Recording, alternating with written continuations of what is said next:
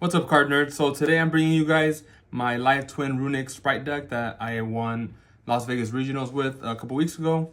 I decided to take it to Yuma regionals. I made quite a bit of changes, and I got 12th place. I bubbled out, but the deck still performed really well. So I wanted to show you guys an updated version in case you guys were interested. So yeah, here we go. Let's just get right into it.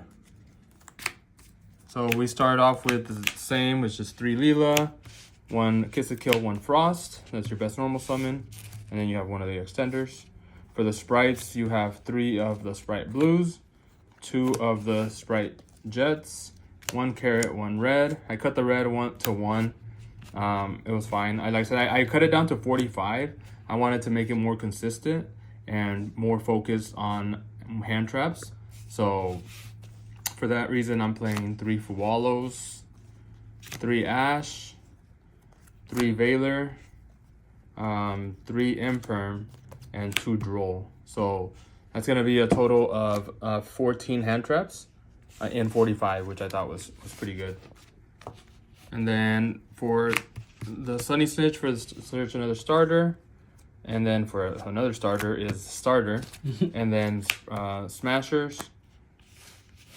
And as far as the runics go, I cut those down as well. So I kind of cut all the fluff that I could to cut it down to 45, as well as have more hand traps in there.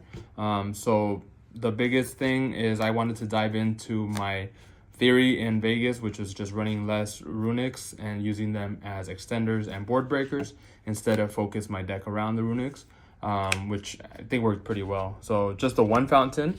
Then I have, you still play 3 tips, the best searcher. You can get into anything. 2 flashing fire, 2 curses, and 2 destruction. Just, you have, they're all board breakers. You can, if you draw them, you can use them to summon your extender or break their board. So it's really nice having them. 1 slumber, this I would consider cutting. I just wanted another name, but if I'm gonna dive in to just using them as extenders and board breakers, I think the other 8 are fine. And then just the 1 called by. So yeah, so just Fuwalos and main deck Droll, I thought were gonna be an issue. So I decided to main deck the called by, and it was all right. And I think I drew it like once, but yeah, 45. So it's more combo and hand traps than before, and not focusing so much on the runics, which it was cool. It plays kind of a different style than most runic decks that I've played. So yeah. So then for the extra deck, I did, like I said, I was using the runics more as versatilely. So I don't know if that's a word, but more versatile. So I was using 2 Huggins and then the 1 Gary. But the Sleipnir was really nice addition because I can go crash into the IP, and then in main phase 2 I can bounce itself and another card, so I can clear 2 interruptions with just 1 runic or any summon, and then it clears my board, so that way I can normal summon a live twin and go from there. So yeah, Sleipnir was pretty cool. I want to keep testing it, and I think it might replace Gary completely, but we'll see. But you do have some room in the extra deck. So 2 Gigantic. That's it for the XCs and for the fusions. For the links, 1 Cerberus. I really like Cerberus in this deck. You're locked into Fiends. But after you resolve Gigantic, and you resolve your live twin stuff, you start popping and you have extra bodies. You're locked into 2s and Fiends, so this is another card you can go into to co-link and destroy one of their things. And if they float and they're under Gigantic, obviously they won't float, so it's another way of just clearing bodies. 1 IP for your end board. 2 SPs. SPs I think is very needed at 2. It makes the grind game a lot easier. It makes you be able to kill them and break their boards a lot easier, because once you go through the first one, sometimes they feel like they're safe, but having the second one is really nice. For the evil twins, it's just 2 Leela, 2 Kiss a Kill. And then for the 1 Link 4, it's the Trouble Sunny, which obviously helps you OTK. That's it for the extra. Now for the side, just going first is just 3 Judgments. For going second, which is more hand traps, you have Perulia.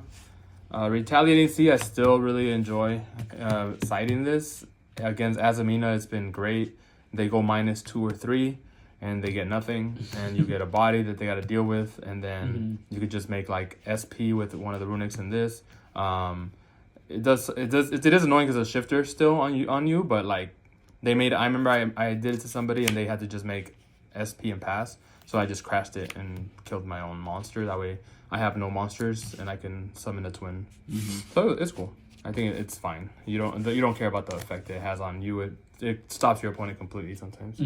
2 ogres, and then the third droll, the 2 bestials, and then the 1 resonator. So that's pretty much it for the side. And yeah, 45 cards. It's like I said, you don't have a lot of runics in here, but it still works really well. You're playing Life Twin Spright. You get more battle phases than you did before.